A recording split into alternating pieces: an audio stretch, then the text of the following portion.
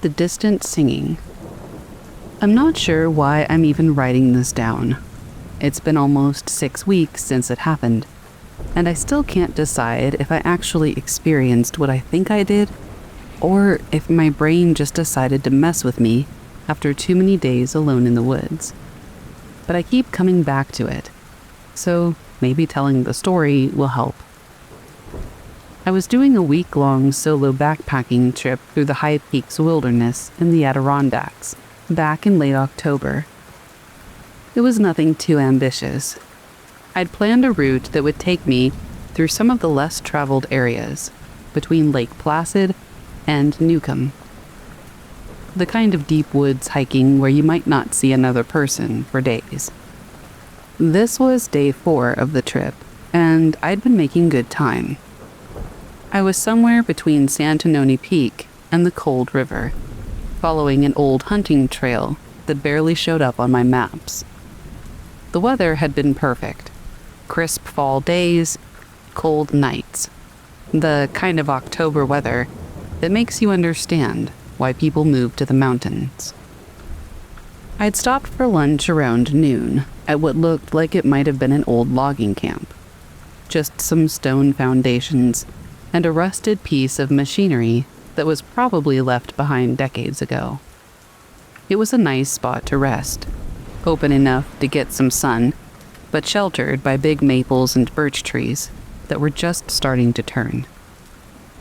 I was sitting on my pack, eating a sandwich when I first heard it. I heard singing, coming from somewhere deeper in the forest. It was pretty faint, but it was definitely human.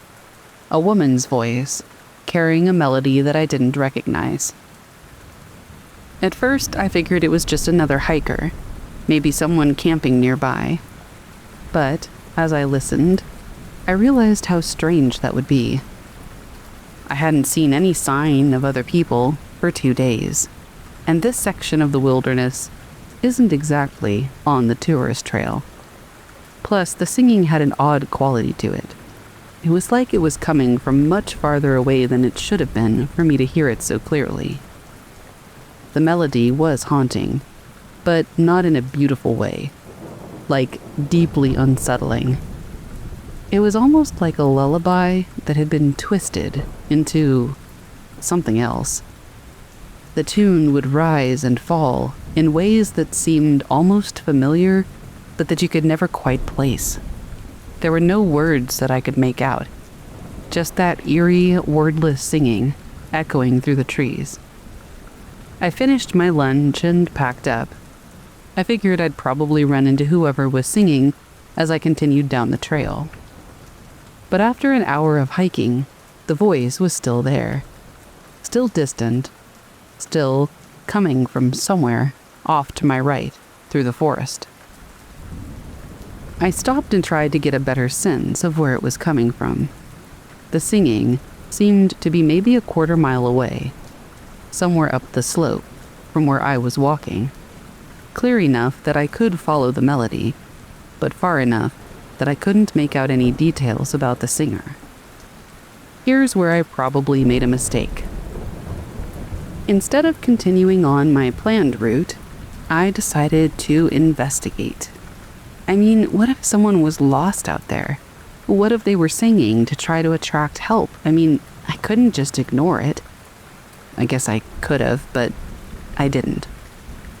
I left the trail and I started bushwhacking uphill toward where the singing seemed to be coming from. The forest was thick with undergrowth and fallen trees, typical Adirondack backcountry. It was pretty slow going, but the singing continued steadily, so I had something to navigate toward. After about 20 minutes of hiking uphill, I stopped to listen again. The singing was still there, still at roughly the same volume and distance. It was like I hadn't gotten any closer at all. I kept pushing through the woods, following the sound. Another 20 minutes, another stop to listen. The voice was still exactly the same distance away, still coming from up the slope, just as clear and just as far. And that's when I started to get that creepy feeling on the back of my neck. I'd been hiking toward the singing for almost an hour. I covered maybe 1.5 miles of rough terrain, and I'd gotten no closer. That's just not how sound works in the forest.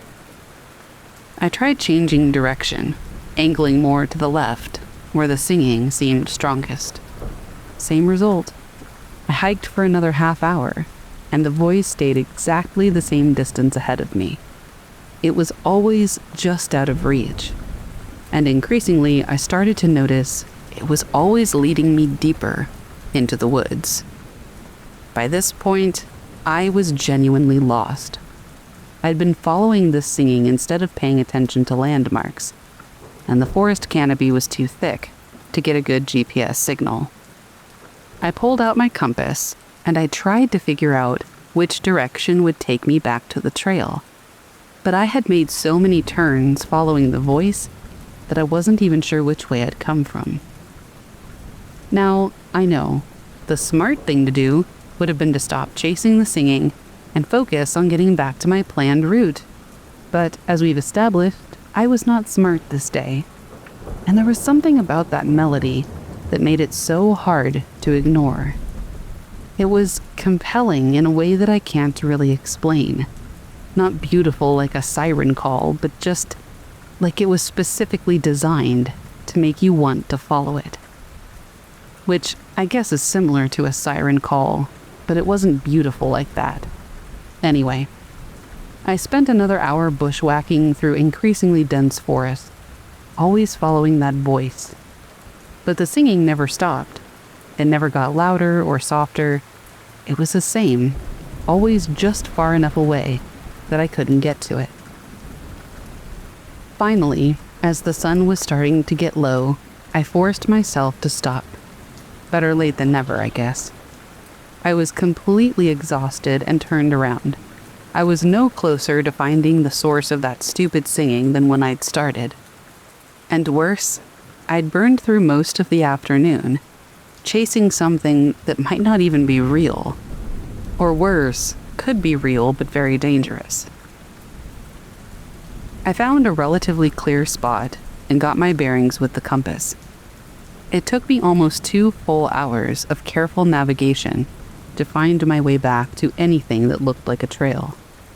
By then, it was getting dark, and the singing had finally stopped.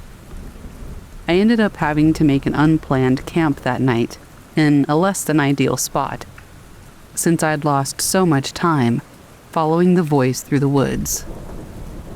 As I was setting up my tent by headlamp, I kept expecting to hear that singing start up again.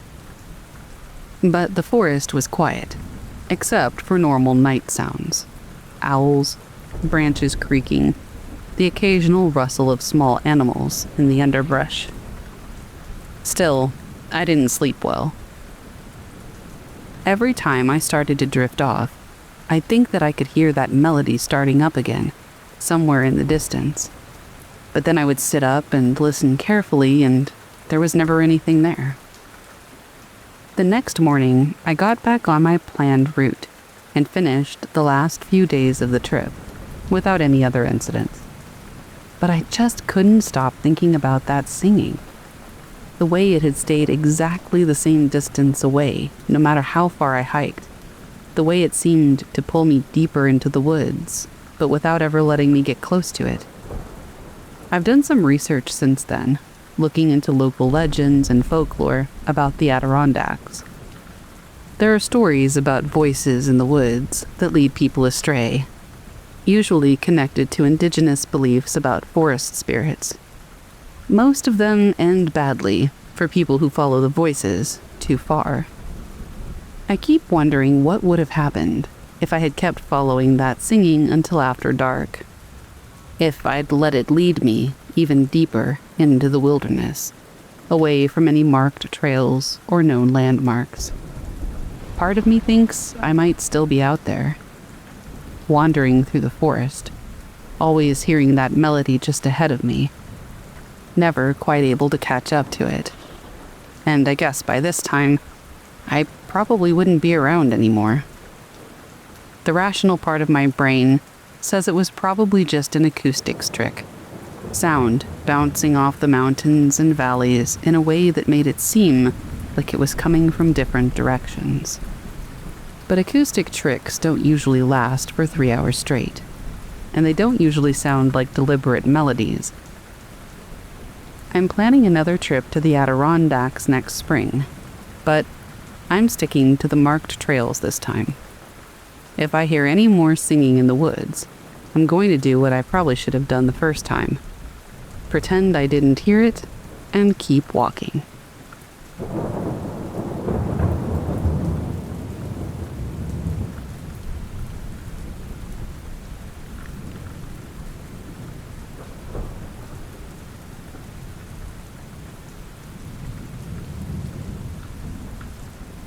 This happened last winter, and it still messes with me. I was doing my usual grocery shopping at a local store, the one I always go to. It was around 8 p.m., so the store wasn't crowded, just a few people here and there. I had my list, and I was just focused on getting in and out as fast as possible. I was in the dairy aisle when I noticed a man standing at the end, just kind of staring at the shelves. He looked normal enough, wearing a dark jacket and a cap, but something about him didn't sit right. I walked past him, a bit nervous, grabbed what I needed, and moved on to the next aisle. But when I turned the corner, I saw him again. He was standing right there at the end of the aisle, like he'd been following me. I froze for a second, but then I just shrugged it off as coincidence. The weird part? I saw him again. This time he was at the checkout, standing behind me in line. I didn't think much of it at the time, but when I think back on it, he didn't even have any items. He never had a cart. He was never carrying anything. He was just there, staring at random things and then following me. Anyway, I checked out, and then I looked behind me, and he was just gone. He had completely disappeared without a trace, and it was like nobody around me even noticed. I asked the cashier if she had seen where he went, but she just looked confused and said that there was no one like that in the store that she had seen. I left the store quickly. I couldn't really explain it, and I've never seen him again, but I still wonder who that man was and how he vanished so quickly. To this day, it really freaks me out.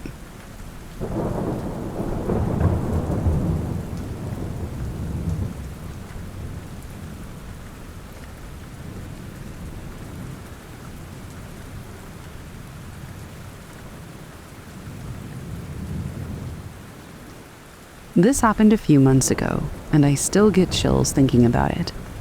I had just gotten out of the shower. The bathroom was steamy and quiet. The kind of silence that feels thick in the air, but also kind of comforting in a way, at least at first. I was drying off in front of the mirror, trying to clear the fog that had settled on the glass. And that's when I saw it. There was a figure in the mirror, but not in the room with me. It was standing behind me, just out of my direct line of sight, but I could see it clearly in the reflection. It looked like a person, but something was just wrong. They were wearing dark clothes, and their face was shadowed, like the light from the bathroom couldn't touch them in the hallway. I turned around, my heart racing, but the room was empty. So was the hallway. I looked back at the mirror, and the figure was gone. But I still felt like someone was standing there, just outside of my sight. I chalked it up to my mind playing tricks on me. Maybe I was tired or imagining things. But then the next night, I saw it again. Same figure, same spot. Just standing there in the mirror, staring at me. I turned around quickly, but once again, the room was empty. After that, I couldn't shake the feeling that I wasn't alone whenever I was in that bathroom. I'd check the mirror every time I entered, and sometimes I swear I could still feel that presence, just waiting. I haven't been able to use that mirror the same way since, and I haven't seen the figure again, but I'm not sure I really want to.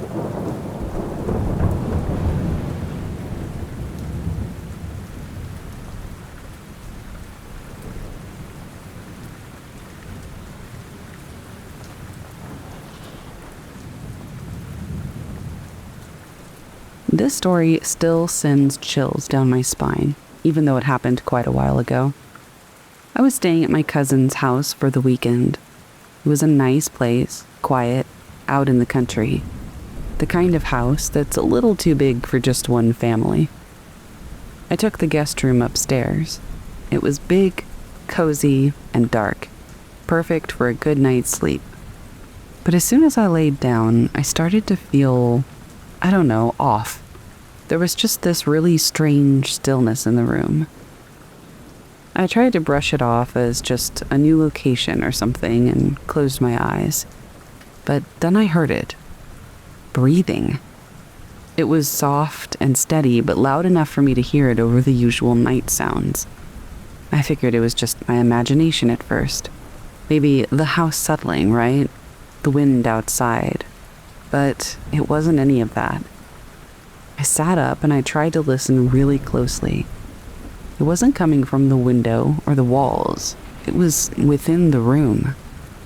I looked around, but the room was still dark, and I couldn't see anything. My heart was racing now. I turned on the lamp beside the bed, expecting to find, something. But the room was empty. The breathing had stopped. I turned off the light and I laid back down. I was still shaky. I tried to convince myself it was nothing. But then, as I was laying there in the dark, I just could not shake this feeling that someone or something was in that room. I didn't sleep much that night, and the next morning I left as soon as I could. I never stayed in that room again. To this day, I can still hear that breathing whenever I think about it, and it's a sound I never want to hear again.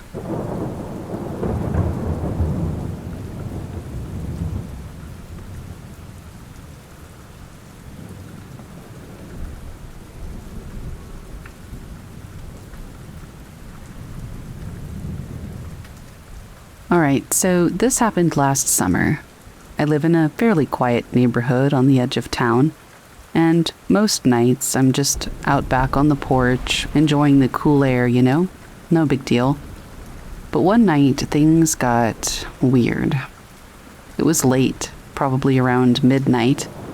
The house was dark and everyone was asleep, and it was just me, my thoughts, and the stars. The air had that crisp, fresh feeling that you only get when the moon is high in the sky. I was half reading, half listening to the wind rustling through the trees, when I heard something. At first I just figured it was a deer or maybe a raccoon, something harmless.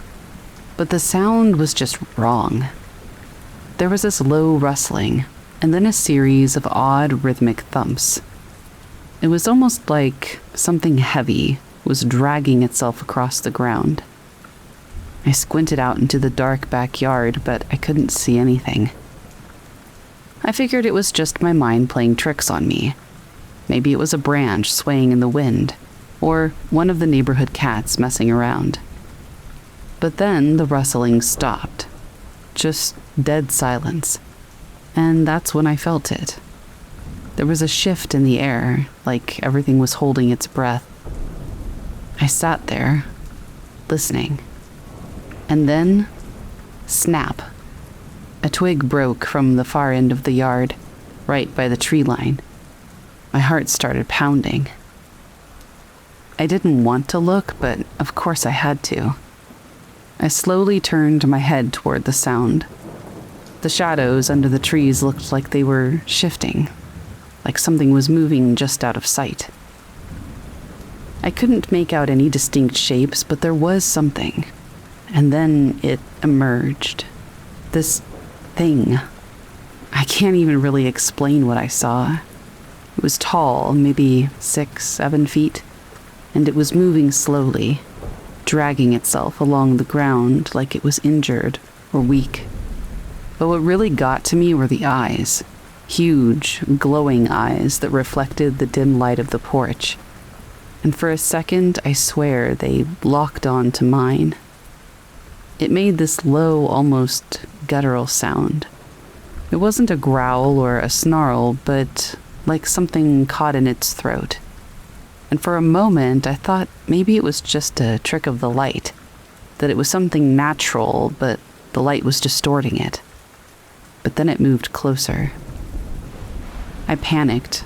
I grabbed my phone, my hand shaking, trying to snap a picture, but it was gone. It just vanished into the shadows. Not a trace. The rustling started up again, but this time it was like the whole yard had come alive with sound. Birds, animals, insects, everything was moving like crazy. I didn't sleep that night. I stayed up, sitting there, wide awake, waiting for it to come back, but it never did. The next morning, I went out back to see if I could find any evidence. Footprints, claw marks, anything. But the ground was solid, like nothing had ever happened.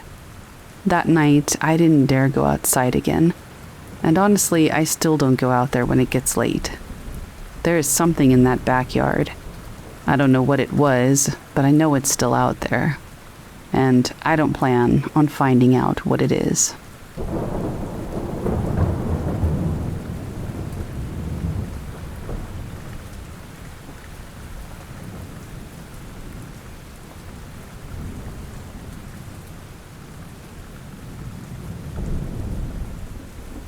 This happened one rainy evening. I was at home alone watching TV and curled up on the couch when I heard the distinct sound of a knock. Not on the door, though. On my window. I froze. It was coming from the side of the house where the garden was, and there was no one out there. I thought it was just the wind or maybe a branch hitting the glass. But when it came again, I knew something was wrong. I stood up and went to the window, peering outside, but all I could see was the rain pouring down, turning the world outside into a blurry mess.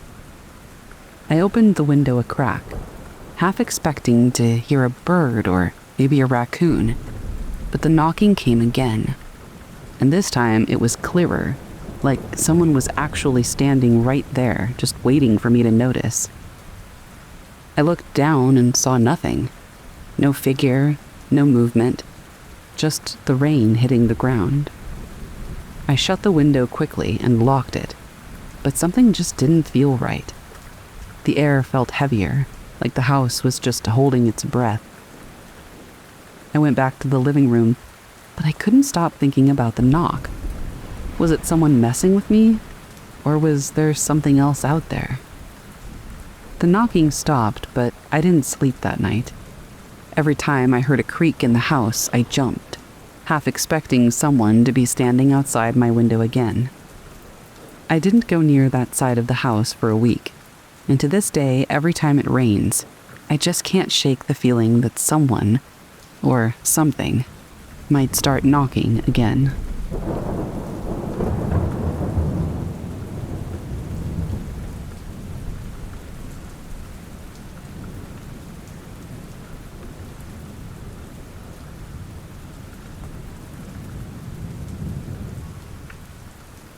This happened last winter, and it's one of those things that still makes me uneasy every time I think about it. I was at home alone, just relaxing after a long day, when I heard a knock on the door. It was late, way later than anyone should be stopping by. I checked the time, 12:03 a.m. My first thought was, who the hell is knocking at this hour? I wasn't expecting anyone, and honestly, I didn't want to answer. But then, there it was again. Knock, knock, knock. I stood still, trying to figure out if I should just ignore it. But I was curious and a little paranoid. Who could it be at this time of night? I finally opened the door, but when I looked outside, there was no one. Just the empty street bathed in the dim light of the street lamp. For a moment, I thought maybe it was a prank or some weird mistake. But as I was about to close the door, I heard the softest whisper right next to my ear. "Let me in." I jerked the door shut, locking it immediately. My heart was pounding, and I swear I could feel something on the other side, just waiting. I checked the peephole, but there was nothing. Just the empty darkness outside. I didn't sleep that night. I kept the lights on, checking the windows every few minutes, expecting to see someone standing there, waiting for me. But when I woke up, everything was quiet, like nothing had happened. I never figured out who knocked that night, or what did, but I've never opened the door at midnight since. Sometimes I swear I still hear those knocks, but I won't go near that door again.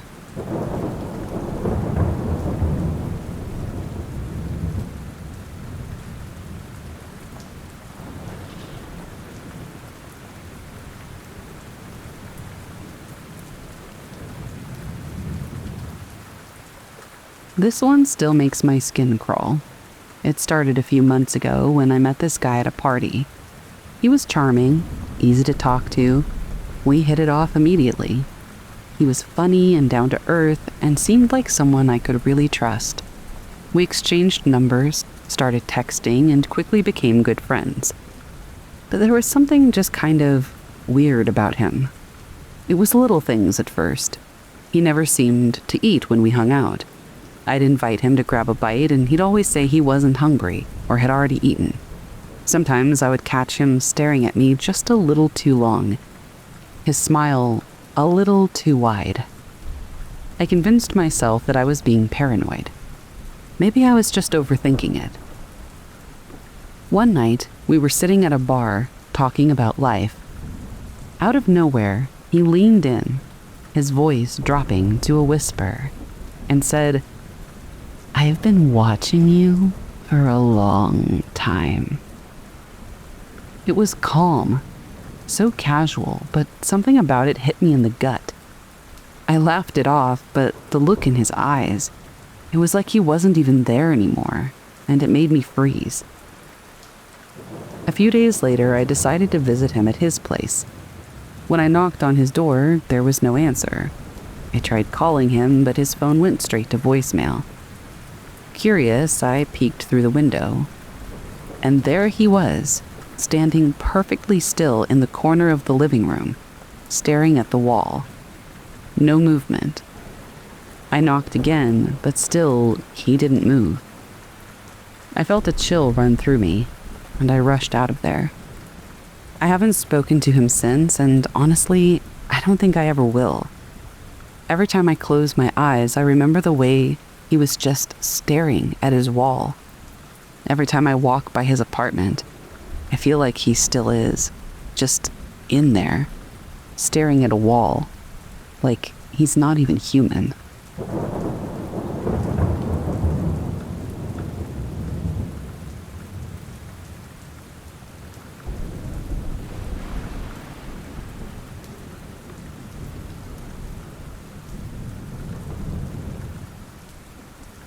This happened last fall, and I still don't really know what to make of it. I was walking home late from work one night around 11 p.m. The streets were empty, and all I could hear was my own footsteps. I noticed somebody walking right behind me. I mean, not right behind me, but just a little too close, you know? I figured it was nothing. Maybe they were in a rush to get somewhere. I picked up the pace, but so did they. I glanced over my shoulder, but I couldn't see anyone. It was just an empty street. Weird, right? So I slowed down and kind of tried to shake off the feeling. But then the footsteps came back.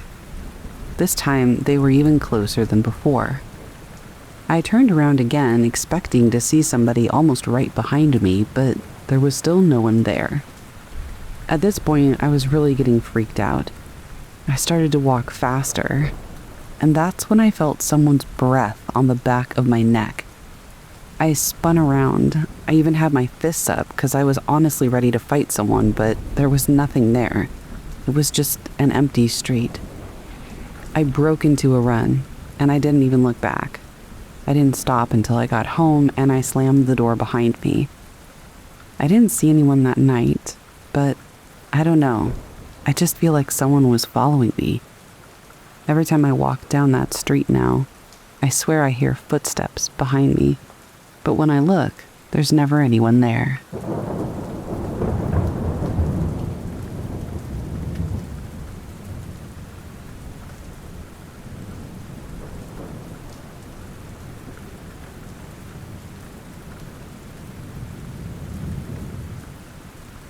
This happened a couple of years ago.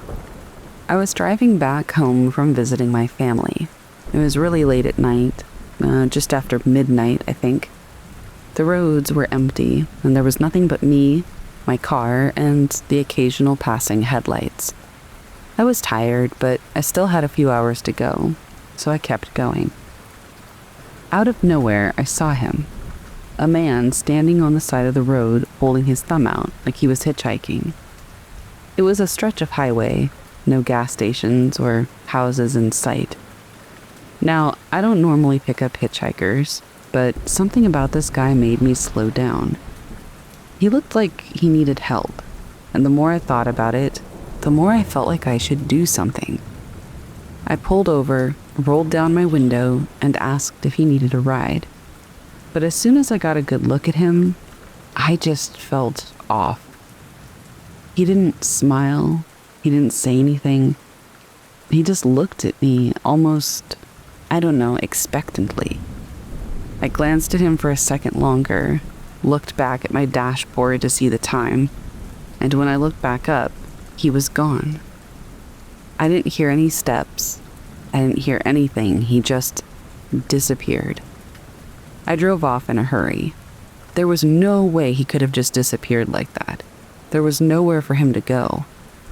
I kept looking in the rearview mirror, half expecting him to be there, but he was just gone. To this day, I can't figure out what happened.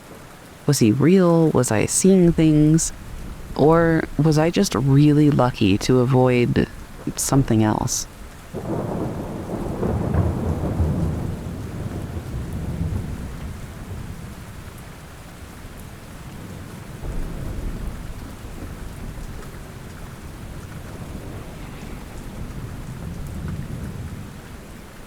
This happened last spring, and I still can't explain it. It was late in the evening, and I was outside in my backyard, just relaxing with a book. The weather was nice, and the evening was calm, but there was kind of a strange feeling in the air, like something was just a little off from what it normally would be. The dogs were inside, and it was just too quiet. Suddenly, I heard a rustling from the bushes near the fence. I figured it was just an animal. Maybe it was a raccoon or a squirrel, so I didn't really think much of it at first. But then, the rustling grew louder. It was like something was doing it on purpose. Almost like if a friend was sitting in the bushes shaking them to try to get your attention or something. I got up to check it out. I thought it might be a neighbor's dog or just an actual prank, but as I stepped closer to the bushes, I froze. There was something standing in the shadows, just beyond the edge of the light from the porch. It was way too tall for a person, and it was covered in what looked like matted fur. It had the shape of a man, but the way it moved was all wrong. It didn't walk, it just shifted, like it was gliding across the ground. Its eyes were kind of glowing, this faint, eerie yellow.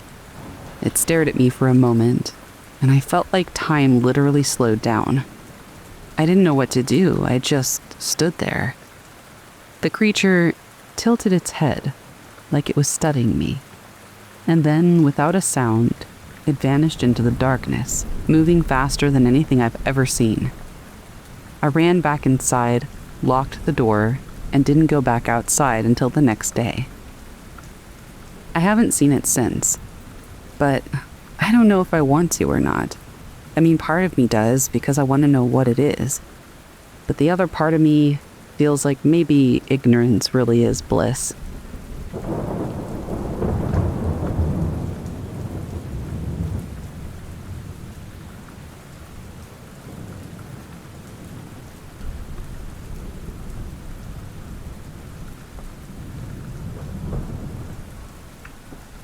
The third floor nobody uses. I've been putting off writing this for months, but after what happened last week, I figured I should get it down somewhere. Maybe someone else who works in one of these old downtown buildings will recognize what I'm talking about. I work for a small accounting firm in Fargo, in one of those old brick buildings on Broadway that's been around since the 1920s. Our office takes up the second floor of a 3-story building, and we've been there for about 8 years. The first floor is a law office.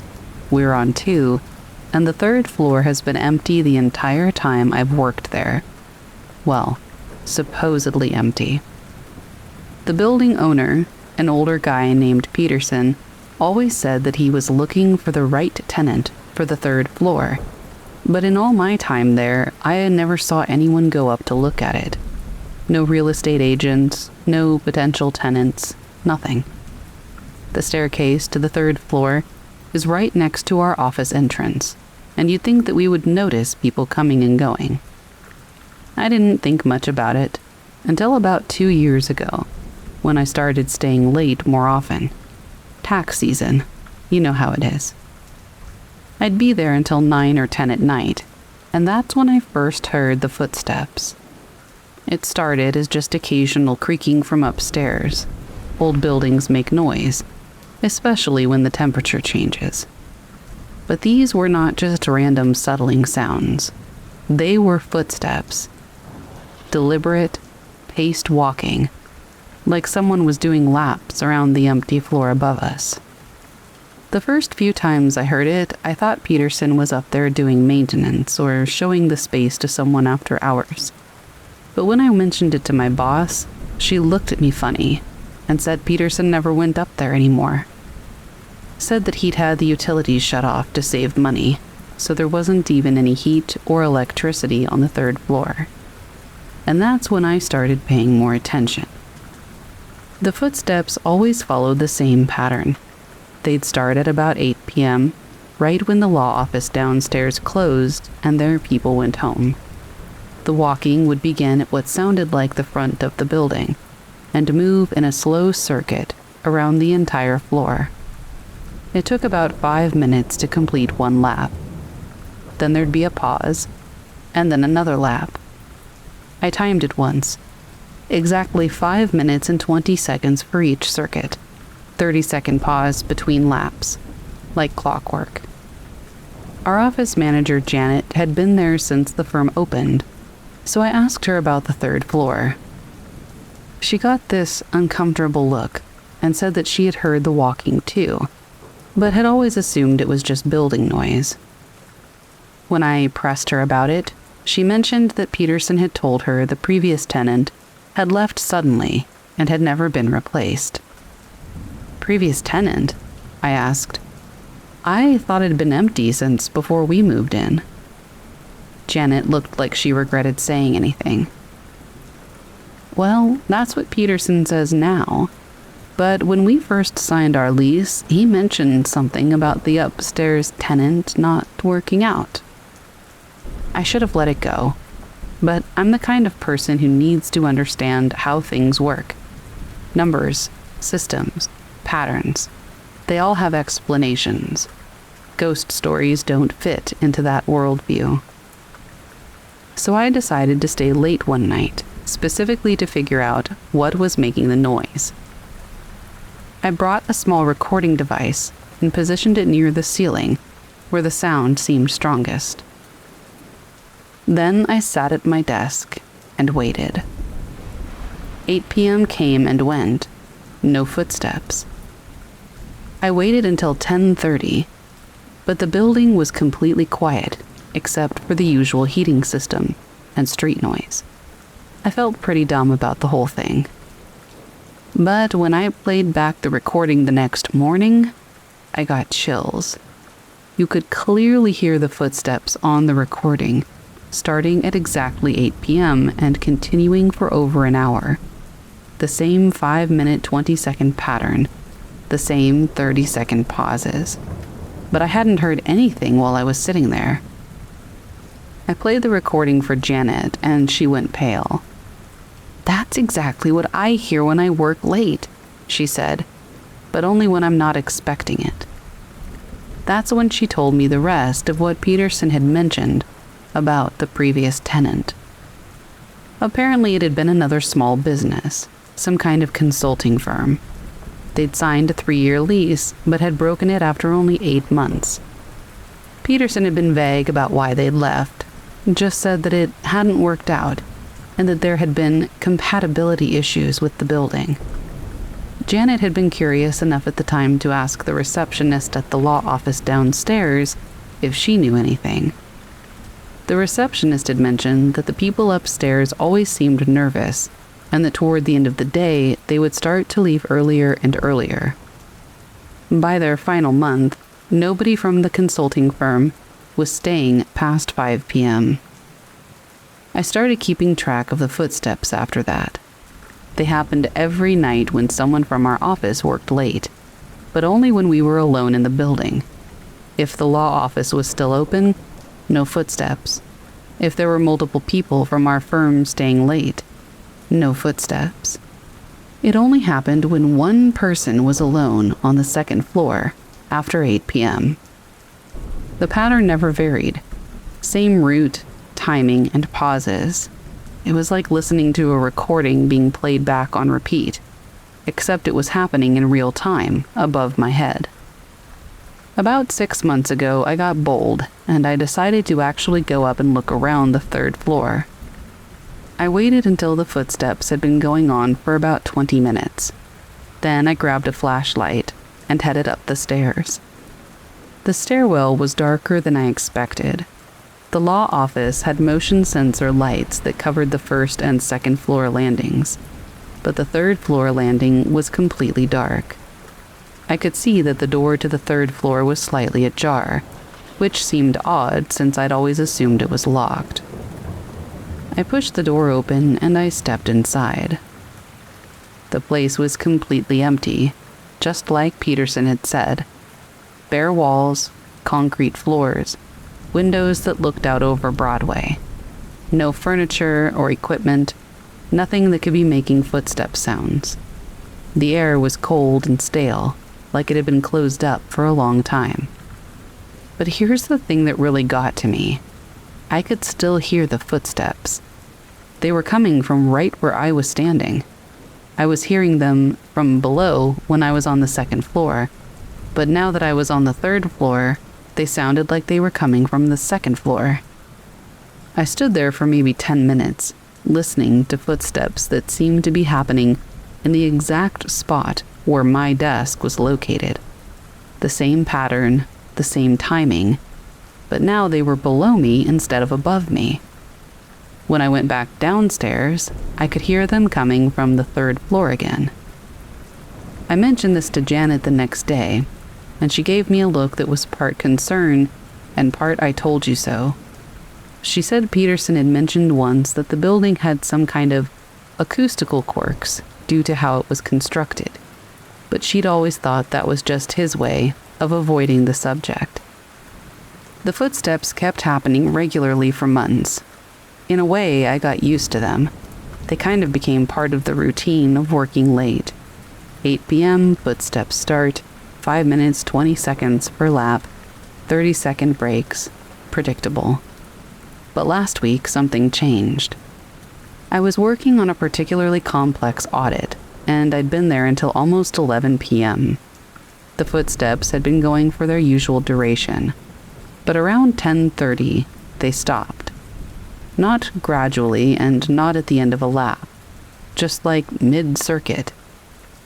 I sat there listening to the sudden silence, and I realized then how much I'd gotten used to that background sound. The building felt different without it, emptier, somehow. And then I heard something that I had never heard before. A single, sharp knock. It came from directly above my desk, like someone had dropped something heavy on the floor upstairs. I waited, but there was nothing else. Just that one knock. The next night, I stayed late again. Partly to finish the audit, but partly to see if the pattern would return to normal. The footsteps started at 8 p.m. as usual, but again they stopped abruptly around 10:30. And again there was a single knock from directly overhead. This has happened every single night since then. The footsteps run their normal pattern for about 2.5 hours, then stop suddenly, and knock once. I don't know what the change means, but it's making me nervous in a way that the normal footsteps never really did. The walking had become predictable, almost comforting in its consistency. This new element feels different and more intentional, and perhaps most unsettling, intentional towards me, like it's being directed at me. Janet thinks I should talk to Peterson about it, but I don't really know what I would say. Hey, your empty third floor has been making footstep sounds for 2 years, but now it's knocking, and I'm wondering if you know why. I've been leaving earlier this week, making sure I'm out of the building by 8 p.m. But that's not a long-term solution, and tax season is coming up again. I'm going to have to work late eventually. Part of me wonders if I should try to find out more about that consulting firm that used to rent the third floor. Maybe they experienced the same thing. Maybe that's why they left early, every day toward the end of their lease. But another part of me thinks some questions are maybe better left unanswered. The footsteps were just a mystery. The knocking feels like communication, and I'm not sure I want to know what's trying to communicate. I've got a key to the building, and Peterson has made it clear that we're welcome to work whatever hours we need to. But I'm starting to think that invitation might not extend to whatever else is working in this building after hours. Tomorrow night, I've got to stay late to finish month-end reports. I'm hoping the pattern goes back to just footsteps. But if that knocking continues or if it changes again, I might have to reconsider whether this job is worth it. Some buildings have history, and some history is better left undisturbed. And some workplaces come with colleagues that you never applied to work with.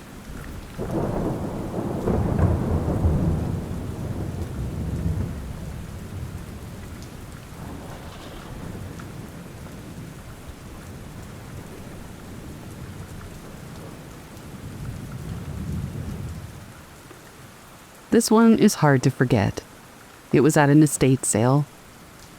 I was just browsing through old furniture and trinkets when I came across this old mirror. It was beautiful, intricately framed with gold leaf, but there was something off about it. I couldn't put my finger on it, but it felt wrong. Still, I bought it, figuring that I could hang it in the hallway and restore it. That night, I hung it up, and everything seemed fine. I didn't think much of it until a few days later, when I was passing by the mirror and caught a glimpse of something in the reflection.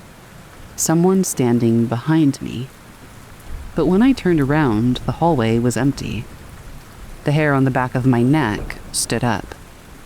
I told myself that it was just my imagination, that I was tired. But it happened again and again. Each time, the figure in the reflection was different, but they were always watching me. The face would blur in the reflection, but the eyes were always there, following my every movement. I started avoiding the mirror, but even when I wasn't looking directly at it, I could feel it, like it was waiting for me to look. One night, I had to face it. I stood in front of the mirror, staring at my own reflection, trying to prove to myself that it was all in my head. But then the figure appeared again, only this time, it was closer. It reached out, its hand moving toward me, as if it was trying to grab me. I bolted out of the room, and I didn't go back for hours.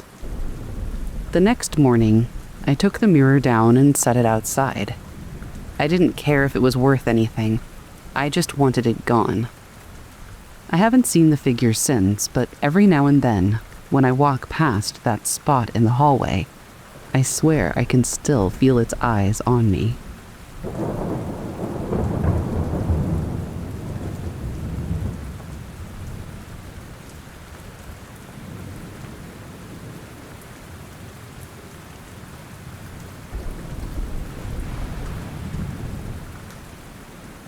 The endless path. This happened 2 years ago, and none of us who were there have ever been able to explain it. There were 4 of us.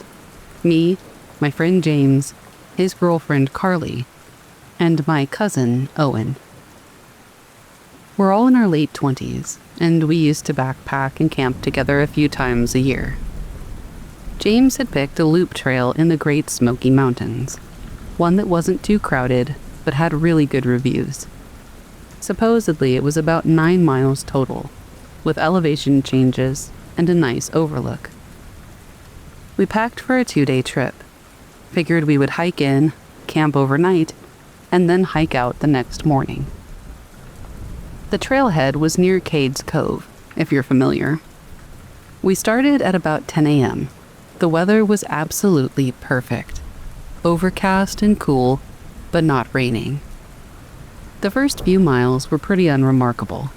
Trees, streams, the usual fallen logs.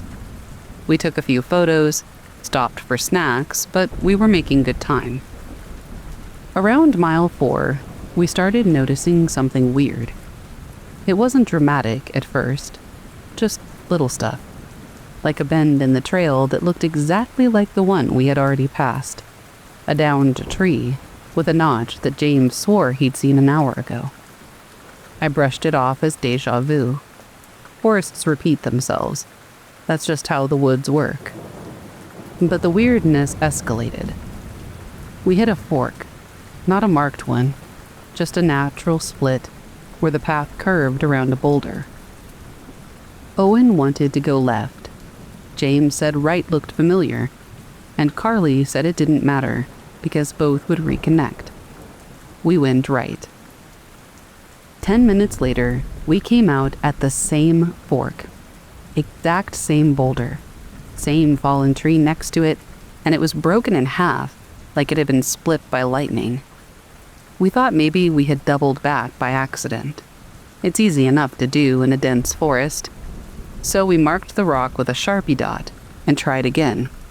Left this time. Same thing. 15 minutes later, we were back at the same fork, and there was our dot on the rock. Now we were properly freaked out. We checked GPS. No signal. The map didn't help, because we weren't really sure where exactly on it we were. There were no trail blazes, no signage, just trees. And the weird thing was that everything between the forks was identical, like the path curvature and the tree shape, even the forest litter on the ground. James stopped walking at one point and just stared at the dirt. "That leaf pile," he said. "What about it?" I asked. "I kicked it. I remember kicking it." He pulled out his phone. The last photo he had taken had a tree with a strange curved trunk, kind of like a shepherd's crook. We all agreed we had only passed it once. He showed us the picture and then pointed up the trail. Same tree, right there. We were looping. That much was now obvious, but we didn't understand how. This wasn't some hedge maze. We weren't taking random turns. It was a loop that we couldn't get out of. We sat down and tried to retrace our steps mentally. But the more we talked about it, the more it was like trying to remember the beginning of a dream. It felt like parts of the trail had changed when we weren't looking.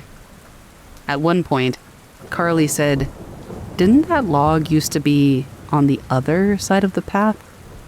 We all looked, and she was right. Somehow it had flipped. So we tried something new. We picked a direction back the way that we had come from. and each of us left a trail marker. Owen tied his bandana to a branch. I stacked 3 flat rocks in a kind of cairn. James left an empty granola bar wrapper wedged into the bark of a tree. Don't freak out, we picked it up later. We walked for about 30 minutes. No forks, no changes. Until we saw the bandana again. Still tied, still fluttering, like we'd gone in a circle, but none of us had turned. Carly started crying. She was in a total spiral, and I don't blame her. It felt like the forest was playing a trick on us, but not in a funny way. In a cold, almost mean way. Like we weren't supposed to be there anymore, and it was trying to erase us by repetition. James suggested that we sit still. Don't move. Just wait and see if anything changed. Maybe whatever this thing was would release us at some point. So we sat. For 2 hours we sat. We didn't talk much. We just listened. And that part was maybe the worst. The woods were silent. No bird song, no bugs chittering away somewhere, no wind. The kind of quiet that almost makes your ears ring. When we finally stood up again, we took a completely different approach. Owen pulled out his compass and said, "Screw the trail. We go west, straight line. If we hit something, we turn back. But no curves, no loops." It took us hours, but it worked. We broke out onto a service road that wasn't marked on our map. It was old, cracked, almost overgrown, but it was real, and it wasn't looping. We followed it for nearly 2 miles until it connected to the park's main access road. Our car was parked 10 miles from there, but we didn't care. We flagged down a ranger truck, and they gave us a lift. We didn't tell them the whole story, obviously. We just said that we'd gotten turned around and lost track of the trail.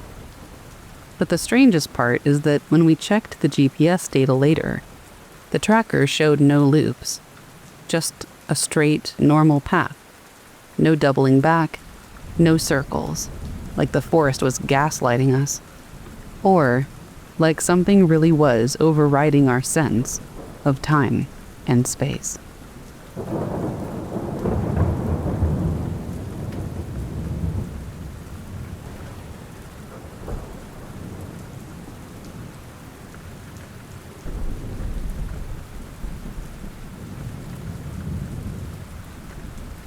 The thing over Highway 83. So this happened about 3 years ago, and I still can't really explain it. I was driving solo from Minneapolis to Calgary for a job interview, taking the scenic route through North Dakota, because I'm an idiot who thought it would be interesting. Well, let me tell you, there's a lot of nothing between Minot and Williston, and I learned that the hard way. No offense to North Dakotans. It was late October, probably around 9 p.m., and pitch black except for my headlights cutting through the endless stretch of Highway 83. No other cars for miles. Just me, my beat-up Honda Civic, and whatever podcast I was half listening to. It was the kind of darkness you really only get in rural areas, where there's literally nothing for dozens of miles. No farmhouses or gas stations, just rolling plains and the occasional oil derrick silhouetted against the sky. I'd been driving for about 6 hours, and I was getting that weird road trip brain fog where you're not really paying attention to anything except staying between the lines.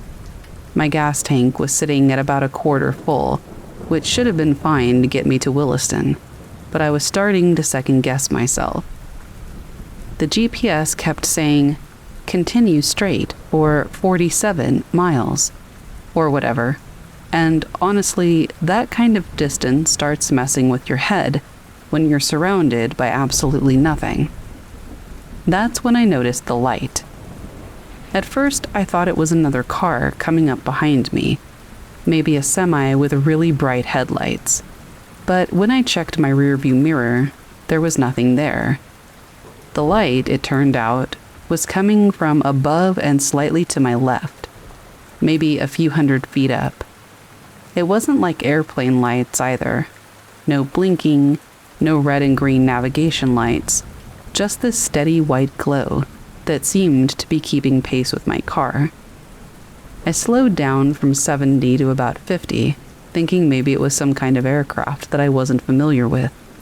Military drone or something, since there are Air Force bases scattered around that area. But the light slowed down too, maintaining the same relative position. That's when I started to get a knot in my stomach.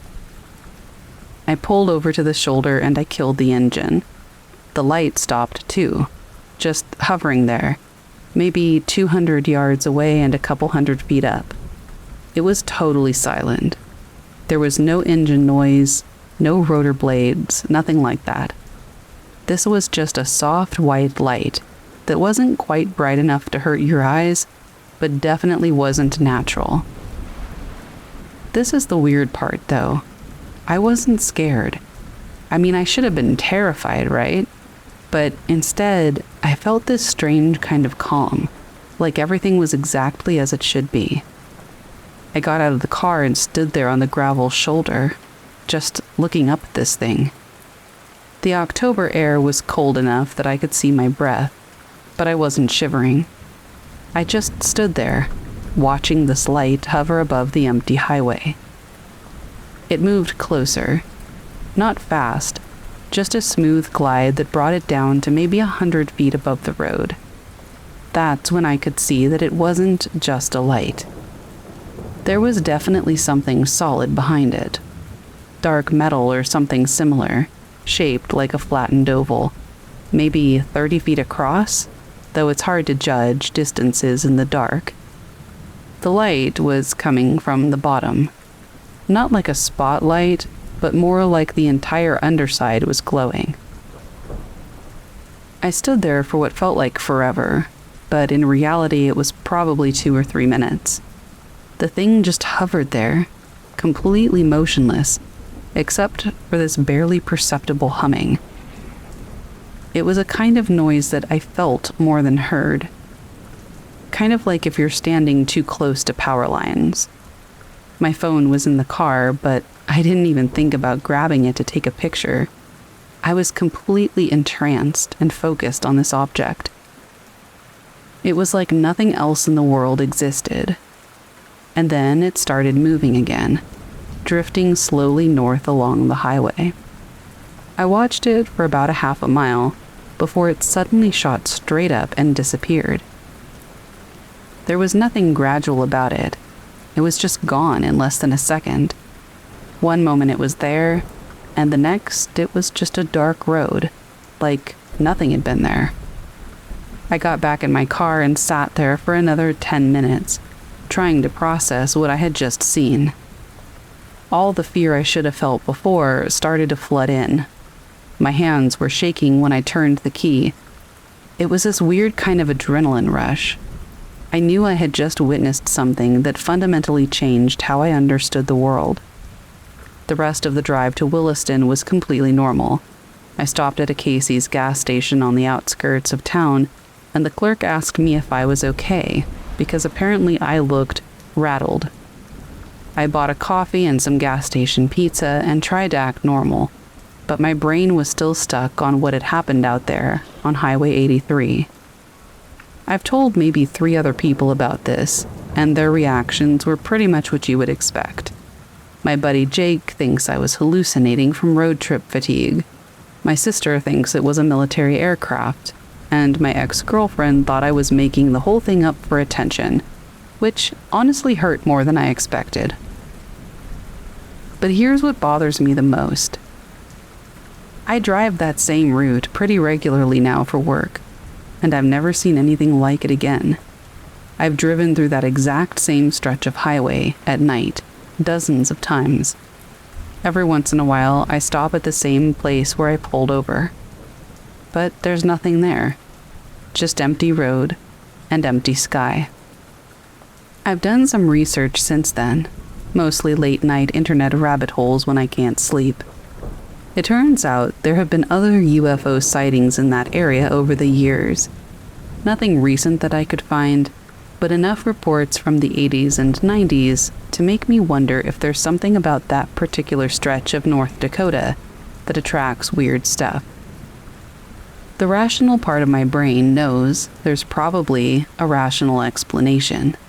Weather balloons, experimental aircraft, some kind of atmospheric phenomenon I've never heard of. But the part of me that was standing on that empty highway 3 years ago knows what I saw. It was not a plane, it was not a helicopter, and it definitely wasn't anything from this planet. I still take Highway 83 when I'm driving to Canada. Part of me hopes I'll see it again, and part of me hopes I never do. There's something really unsettling about having an experience that you can't explain or replicate, especially when it happens in the middle of nowhere with no witnesses. Sometimes I wonder if I should have tried to communicate with it somehow, flashed my headlights or waved or something. But honestly, I was so focused on observing it that it never occurred to me to interact. And maybe that was for the best, who knows. Anyway, that's my weird North Dakota UFO story.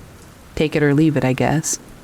I know how it sounds, but I also know what I saw that night on Highway 83. What you choose to believe, well, that's up to you.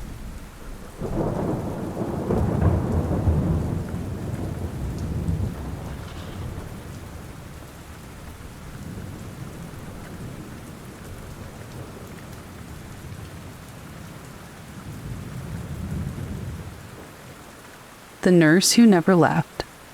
I'm not someone who goes poking around looking for ghost stories, but sometimes they find you anyway. This happened about 3 years ago when I was working as a freelance photographer doing a series on abandoned buildings across the upper Midwest. Sandhaven Sanatorium, near Dunseith, was on my list because of its historical significance, but I had no idea what I was walking into. For those who don't know, Sandhaven was a tuberculosis sanatorium that opened in 1912 in the Turtle Mountains of North Dakota. Thousands of TB patients received treatment there between 1909 and the end of the TB endemic in the 1940s. It later became a hospital for the developmentally disabled before closing in 1987. The place was massive. It grew into a huge complex of structures, complete with underground tunnels, and it was so large it was given its own zip code. I'd driven up from Bismarck on a gray October morning.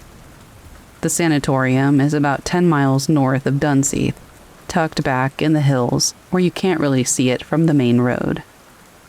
When I finally found the access road, I understood why people call it one of the most haunted places in North Dakota. The main building is this imposing brick structure that looks like it was designed to intimidate as much as heal. Multiple stories, rows of windows like dead eyes, and that institutional architecture that makes you feel small just looking at it. The whole complex spreads out behind it. Smaller buildings, utility structures, and what I later learned were the staff residences. I parked near the main entrance and started unloading my camera equipment. The place was dead quiet, except for the wind moving through broken windows and the occasional creak of metal somewhere in the complex. I'd photographed plenty of abandoned buildings, but this one felt different from the start. I spent the first hour documenting the exterior and some of the smaller outbuildings. The photography was going well. The gray light was perfect for the mood I was trying to capture. But as I worked my way toward the main building, I started feeling like I was being watched. You know that feeling when someone's staring at you from behind? I kept turning around, expecting to see another urban explorer or maybe a security guard, but there was never anybody there. Just row after row of empty windows looking down at me. I finally made it inside the main building, through a door that had been pried open years ago.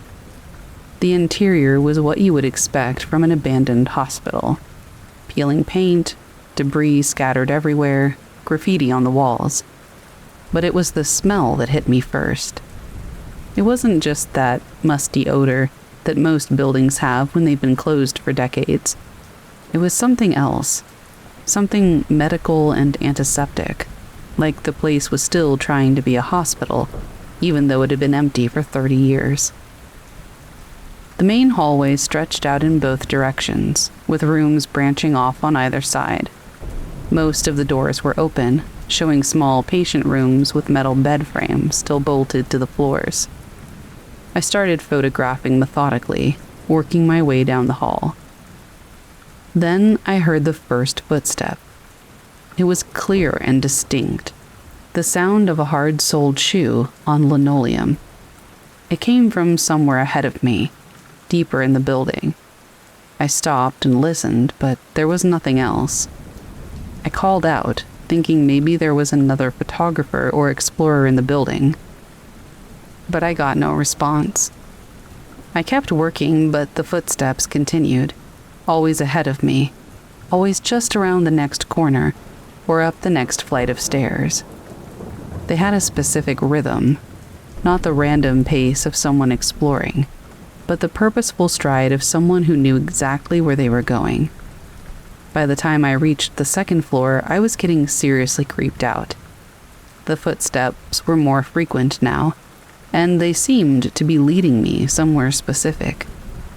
I'd hear them come from the east wing, so I'd head that way, only to hear them shift to the west wing when I got close. The second floor was where most of the patient rooms were located, and it was in a rougher shape than the first floor. Water damage had buckled the floors in places, and some of the ceilings had collapsed. But in one section, there was a series of rooms that were in better condition than the rest. And that's where I saw her. I was setting up a shot in what looked like it had been a nursing station when I noticed movement in my peripheral vision. When I turned to look, there was a woman in white standing at the far end of the hallway. She was too far away to make out details, but she was clearly wearing some kind of uniform, old-fashioned with a long skirt, and what looked like a nurse's cap. I called out to her, but she didn't respond. She just stood there for maybe 10 seconds, then turned and walked through a doorway. I grabbed my camera and headed in that direction, but when I got to the room she'd entered, it was empty, and the doorway that she'd walked through led to a room with no other exits. I spent another 20 minutes searching that section of the building, but I found no trace of anyone else. No footprints in the dust or sounds or anything. But I did keep hearing those footsteps, always just out of sight. The weirdest part came when I was photographing what had been the children's ward. It was a smaller section on the third floor, with rooms that had obviously been designed for younger patients. The walls still had faded cartoon characters printed on them, and there were small beds that looked like they'd been made for children. I was taking pictures of one of these rooms when I heard something that made my blood run cold. Children laughing. Not the happy laughter of kids playing, but something hollow and distant, like it was coming from a very long way away. The laughter lasted maybe 15 seconds, then faded to nothing. But in that silence that followed, I heard something else. A woman's voice, soft and comforting. I couldn't really make out the words, but based on the cadence, it was like someone reading a bedtime story. The tone was unmistakable. It was the voice of someone trying to comfort scared children. I stood there listening to this invisible woman reading to invisible children in a room that had been empty for decades. And I realized I was in way over my head. I packed up my equipment and headed for the exit, but the building wasn't done with me yet. As I made my way back through the main hallway, I started hearing other sounds. Doors opening and closing, The squeak of wheels on linoleum. The distant sound of what might have been medical equipment. The footsteps that had been following me all day were now coming from multiple directions. Not one person walking with purpose, but several people moving through the building like they were just going about their daily routines. It didn't sound like they were coming at me, just like I was in a busy hospital. Nurses making rounds, orderlies pushing carts, staff members checking on patients. I was almost to the main entrance when I heard the voice again, but this time it was much closer. That same woman who'd been comforting the children was now speaking directly to me. "You shouldn't be in here alone," she said. Her voice was kind but firm, like a nurse talking to a patient who was out of bed when they shouldn't be. "It's not safe to wander these halls by yourself." I turned around, and there she was. The woman in white I'd seen earlier, but now she was close enough that I could see her clearly. She was maybe in her 40s, with dark hair pinned back under a white cap. Her uniform was old-fashioned, but clean and pressed, like she'd just started her shift. "Ma'am," I said, because that seemed like the polite thing to do. "I'm just taking some photographs. I'll be leaving soon." She smiled, but it was a sad one. "Everyone leaves," she said. "The patients, the staff, the visitors, everyone leaves eventually. But some of us stay because someone needs to take care of the place." I wanted to ask her what she meant, but she was already turning away. She walked back down the hallway with that same purposeful stride I'd been hearing all day, and I watched her until she disappeared around a corner. I didn't stick around to see if she'd come back. I got in my car and drove straight back to Bismarck, stopping only once for gas and coffee. The whole drive I kept thinking about what she'd said. Someone needs to take care of the place. I developed the photos from that day, and they came out exactly as I'd hoped. Atmospheric, haunting, perfect for the series I was working on. But in several of the shots, especially the ones from the second floor, there are little artifacts that shouldn't be there. Shadows that don't match the lighting. Reflections in windows that show rooms different from the ones I was photographing. And in one photo, taken in the children's ward, you can clearly see a woman in a white uniform standing in the background. She's not looking at the camera, but at something off to the side, like she's watching over children who aren't there anymore. I never went back to Sandhaven, but I've talked to other photographers who have. They all report similar experiences, footsteps and voices and feelings of being watched. One guy told me he'd heard children singing nursery rhymes in the pediatric wing. Another said she'd seen lights moving through the building at night, like somebody was making rounds with a flashlight. But they all mentioned the nurse, the woman in white who seems to still be working her shift, decades after the last patient left. Some people think she's a residual haunting, but I think she's more aware than that. I think she knows exactly what she's doing. Sandhaven is considered one of the most haunted locations in North Dakota, with reports of crying babies, faces in windows, and dark shadows wandering the empty halls. After my experience there, I can understand why. It's not just an abandoned building. It's a place where people lived and died, where staff members devoted their lives to caring for the sick and suffering. Maybe that kind of dedication doesn't just disappear when a building closes. Maybe some people are so committed to their work that they keep doing it, even after everyone else has moved on.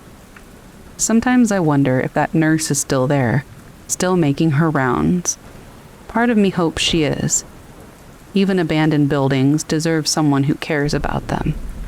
But I won't be going back to find out.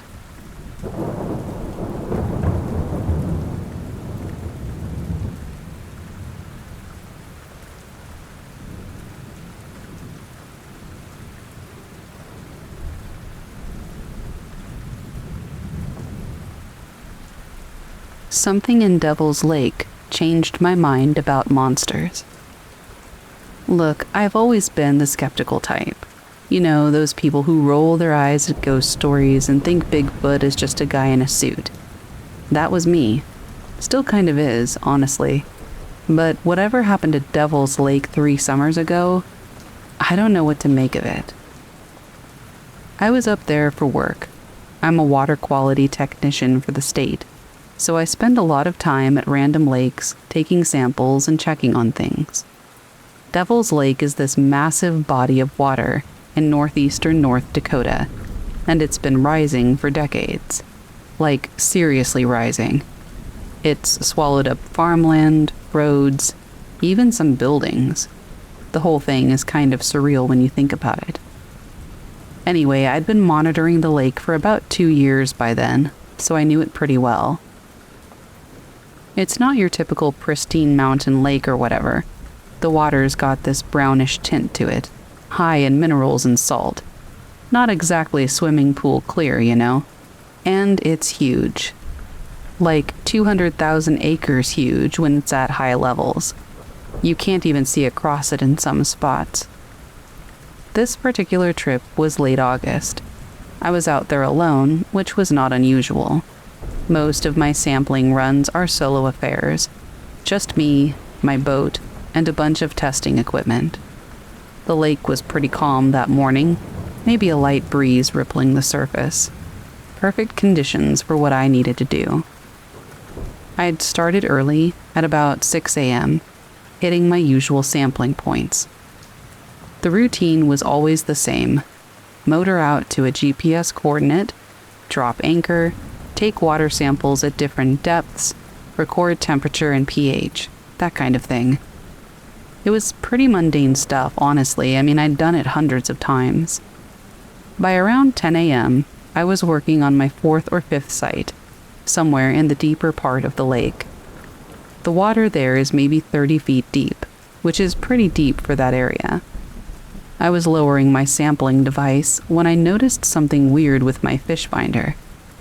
Now, I'm not a fisherman, but the boat came with this sonar setup, and I'd gotten used to reading it over the years. Usually you see the bottom, maybe some fish showing up as little arcs or dots. But this time, there was this long, continuous shape showing up on the screen, and it was moving. At first, I thought it was probably a school of fish, but the shape was too defined and solid. It almost looked like a snake or something, but way too big. The sonar was showing it at maybe 15 feet down, and the thing had to be at least 20 feet long, probably longer.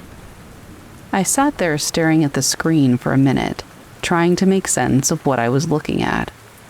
The shape was kind of undulating, like it was swimming.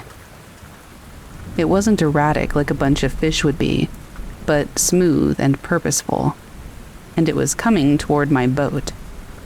And that's when I looked up and saw the wake. There was no wind to speak of, and the lake surface was mostly flat.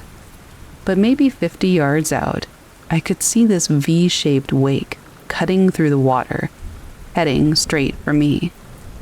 There was no boat in sight, nothing that should be making that kind of disturbance. I'm not gonna lie, I was getting a little nervous at this point. But I mean, what do you do in that situation? I grabbed my phone to take a video, but of course the battery was almost dead. Technology, right? The wake got closer, maybe 30 yards out now. I could see something just under the surface, dark and substantial. It wasn't like a beaver or a muskrat. This thing was huge. The water was murky enough that I couldn't make out the details, but I could see this dark mass moving underneath. And then it stopped. The wake just disappeared. Whatever was making it had either gone under or changed direction. My sonar was still picking up that long shape, but now it was deeper, maybe 20 feet down, just sitting there, like it was watching me. I've got to admit, I was pretty spooked at this point.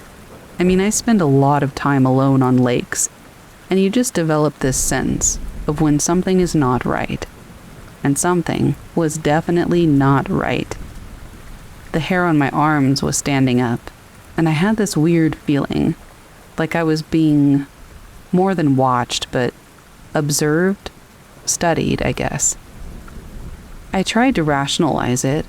Maybe it was a really big fish, a sturgeon or something. Devil's Lake has some decent-sized fish in it. Or maybe debris from all the flooding over the years. Maybe it was an old tree trunk that had broken loose and was drifting around. But the movement was so deliberate and controlled, and that size. I've seen sturgeon before, but this was way bigger than anything that should be living in that lake. I decided to move to my next sampling site, which was about a quarter-mile away. I started up the motor and I headed out, keeping an eye on the sonar. The shape followed me for a while, staying deep, but maintaining roughly the same distance. And then it just vanished from the screen altogether. The rest of the morning was blessedly uneventful. I finished my sampling, packed up my gear, and headed back to shore. But I just couldn't shake the feeling that something had been watching me out there. It's hard to explain, but you know that sensation when you're walking alone at night, and all of a sudden you feel like someone's behind you? It was like that, but on the water. I didn't mention it to anyone at first. I mean, what was I gonna say? Hey, I think I saw a lake monster. That's not exactly the kind of thing you put in an official report. But it bugged me for weeks. A few months later, I was talking to Tom, this old-timer I know who's been fishing Devil's Lake for like 40 years. We were just shooting the breeze at a coffee shop in Devil's Lake City, and somehow the conversation turned to weird things that people had seen on the water. Tom got this look on his face and asked if I'd ever seen anything unusual out there. At first, I wasn't going to say anything, but I figured since he was asking, maybe I could get some answers. I told him about my experience, kind of downplaying it. Part of me expected him to laugh or tell me I was seeing things. But instead, he nodded with this kind of reverence, like he knew exactly what I was talking about. Turns out he'd had his own encounter about 10 years earlier. Similar thing. Something big moving under the water, tracking his boat. He said he'd heard stories from other fishermen too, but nobody talked about it much because they figured people would think they were crazy. He mentioned that the Native Americans in the area, the Turtle Mountain Chippewa and others, had stories about something living in the lake. They called it different names, but the basic idea was the same. Some kind of water spirit or creature that was best left alone. I started doing some research after that conversation. Turns out there are quite a few reports of unusual sightings at Devil's Lake over the years. Nothing that ever made it into the mainstream, but enough local stories that it made me think twice about what I'd experienced. The thing is, Devil's Lake is a weird place geologically. It's part of this ancient lake system that used to be much larger. The water chemistry is unusual. The ecosystem is constantly changing because of the rising water levels. If something was going to be living in a lake in North Dakota, I completely believe that Devil's Lake would probably be the place. I've been back to that lake maybe 20 times since then for work. I've never seen anything like that again. But I do pay a lot more attention to my sonar now. And I'll be honest, I don't linger as long at the deeper sites. There's just something about that place that feels different now. Do I think there's actually some kind of lake monster living in Devil's Lake? I don't know. Part of me thinks it was probably just a big fish, or some kind of debris that my brain turned into something more dramatic. But another part of me remembers that feeling of being watched, the deliberate way that shape moved on the sonar, the controlled motion of the wake. I'm still a skeptic about most paranormal stuff, but I'm a little less certain about what might be living in our lakes and rivers, especially the ones we don't fully understand yet. Devil's Lake is still rising, by the way, still swallowing up more land every year. Makes you wonder what else might be down there in all of that new underwater real estate.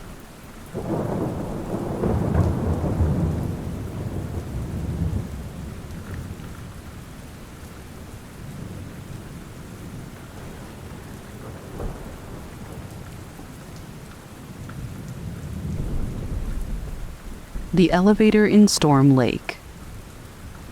I used to work at this small regional medical supply distributor in Storm Lake, Iowa. The building was originally built in the 1940s, and it had been everything from a grain co-op office to some kind of local government archive building before it finally got bought and was retrofitted by the company I worked for. It still had that old government office feel, though. Drab walls, warped vinyl floors, and an elevator that rattled like a dying vent fan. It was a weird job. Basically, I packed and prepped medical equipment for delivery. Crutches, wheelchairs, home oxygen tanks. It was mostly boring, but it paid well for the area. The building was 3 stories, but we only used 2. The top floor, the third, was sealed off. It wasn't boarded up or anything, it was just off limits. There was no lighting in the stairwell above the second floor, and there were no workstations up there. Supposedly, it had been cleared out decades ago. You could see dust-coated filing cabinets and cracked desks if you peeked through the glass of the stairwell door. But here's where things started getting off. There were only about 7 of us in the building at any given time. 4 in packing, 1 driver, 1 admin, and a manager who was almost never actually around. I was usually on the early shift with 1 other guy, Pete.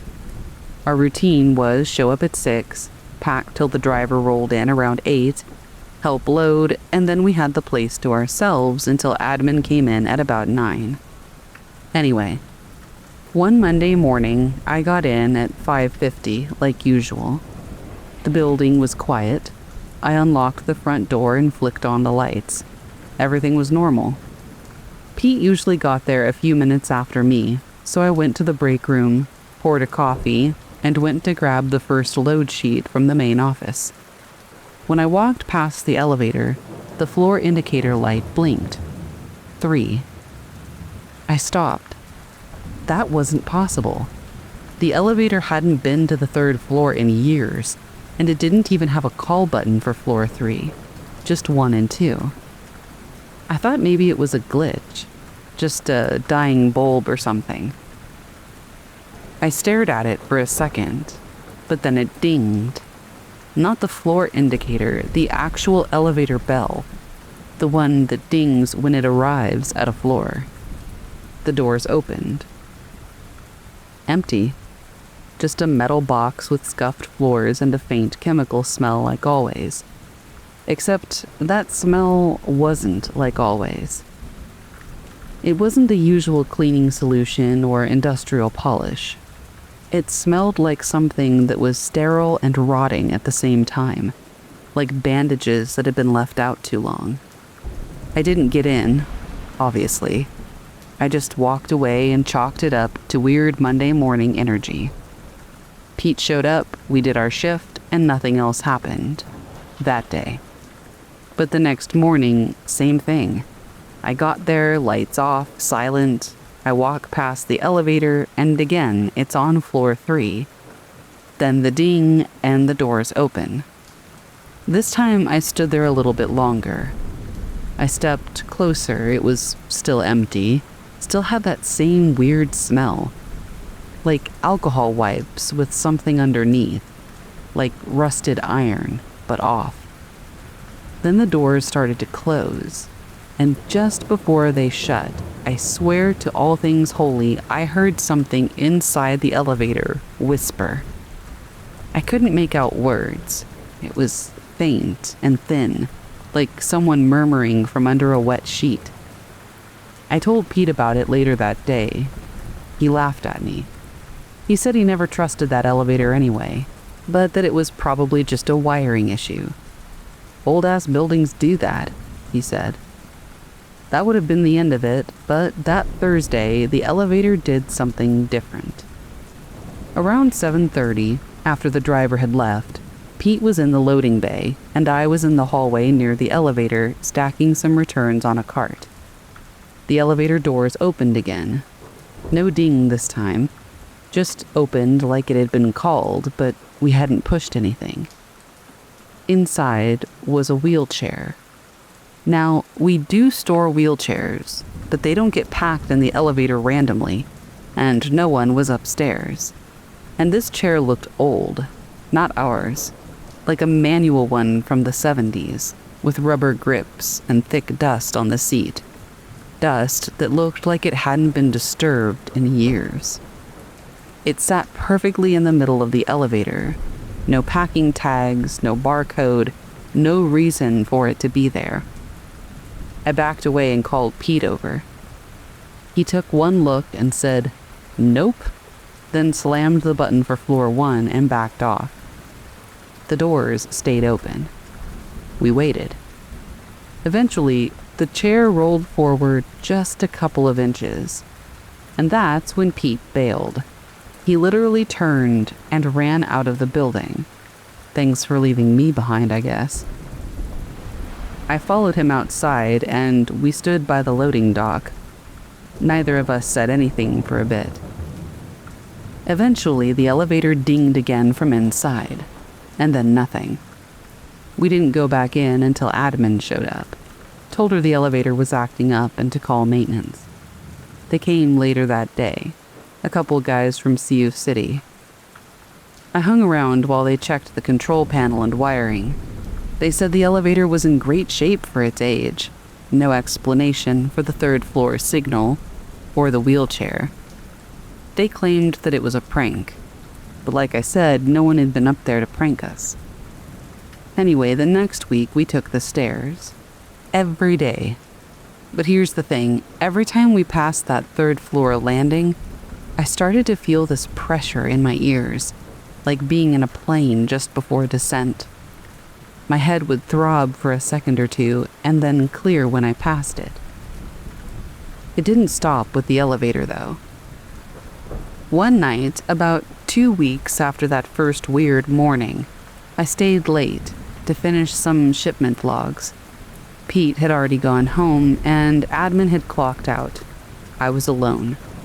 I locked the doors behind me and sat down at one of the computers near the front. About 20 minutes in, I heard movement upstairs. Not footsteps exactly.